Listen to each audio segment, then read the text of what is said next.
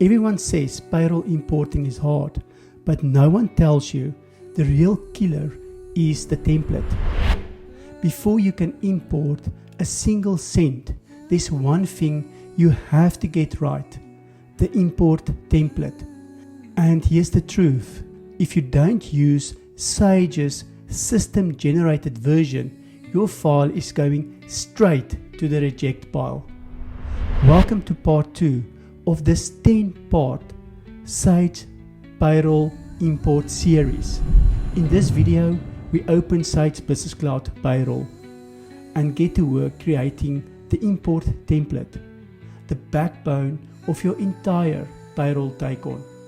I'll walk you through every step, from selecting the right earnings deductions to cross-checking your historical data, so nothing gets left behind.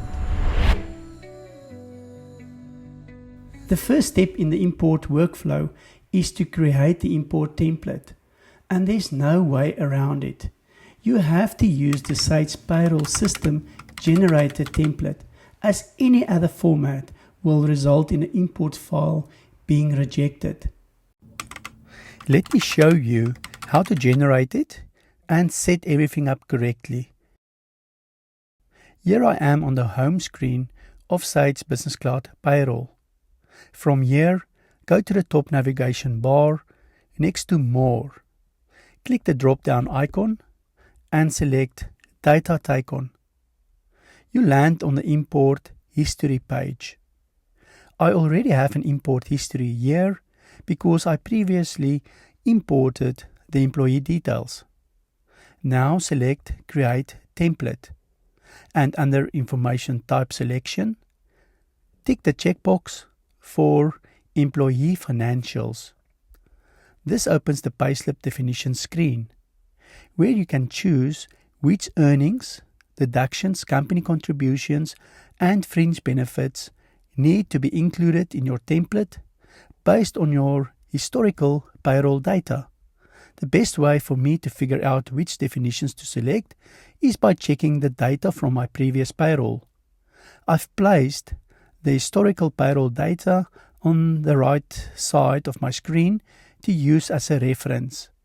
I'll be cross-referencing the totals to make sure I don't miss a single definition when creating the import template. Let's start at the top of the historical data and work our way down. We begin with the employee's earnings. First up is salary.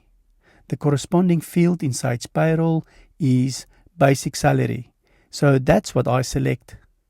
Next, I see leave paid out in the historical data. I mark its corresponding definition under earnings in Sage.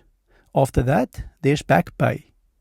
Interestingly, there's no amount listed for March 23, so it's not necessary to include it in the template like I have. This is a good example. Even if a column like back pay is in your template but has no data, the import will still work. Moving down, I notice an amount for commission, which I need to add. A disability fund allowance, which is unique for this company. With that selected, I've now covered all the earnings definitions for this company's payroll for March 23.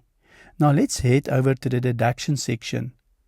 What's referred to as pay as you earn in the historical data is called tax in Sage Payroll, so I select that.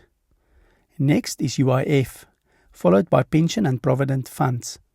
If you remember from earlier, pension and provident funds can't be imported and will need to be handled manually later. There's also rent, which is a deduction for this company. I locate and select it under the deductions definitions. Loan deductions are next.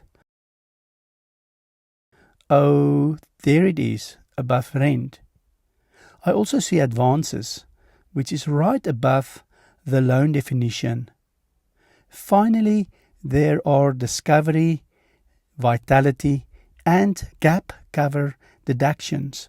These are all part of the medical aid scheme deductions, which again cannot be imported automatically.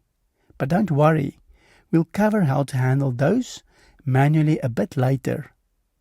And with that, we've now covered all the deductions definitions from our historical payroll data for March 23. Now that we've covered deductions, let's move on to company contributions, which is what the total CC refers to in the historical data. We'll start with UIF as the first company contribution.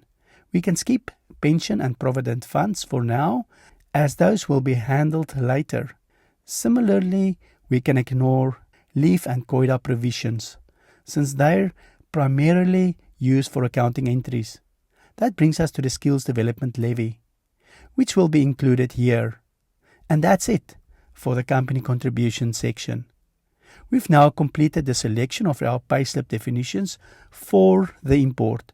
With that done, I'm going to move to the historical payroll data and bring Sage Payroll back to full screen. With our template fields and columns set, let's hit that bright green Create File button in the bottom corner and generate our import file. Now here's the good news.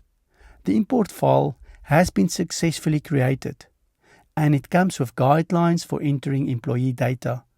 We've already covered most of these guidelines, but take a moment to look them over again. If you ever get stuck, you can always return to this screen to troubleshoot and see what might have gone wrong. With that out of the way, let's press OK and take a peek at the Excel format import template, which is now ready and waiting for us to add the financial information. Now that your import is built and ready, the real challenge begins. Getting your actual payroll data into that template without spending hours copying and pasting. In part 3, I'll show you how I used ChatGPT to convert messy payroll exports into a clean Sage-ready file automatically. If you ever wished there was a shortcut for this part, you'll love what's coming up next.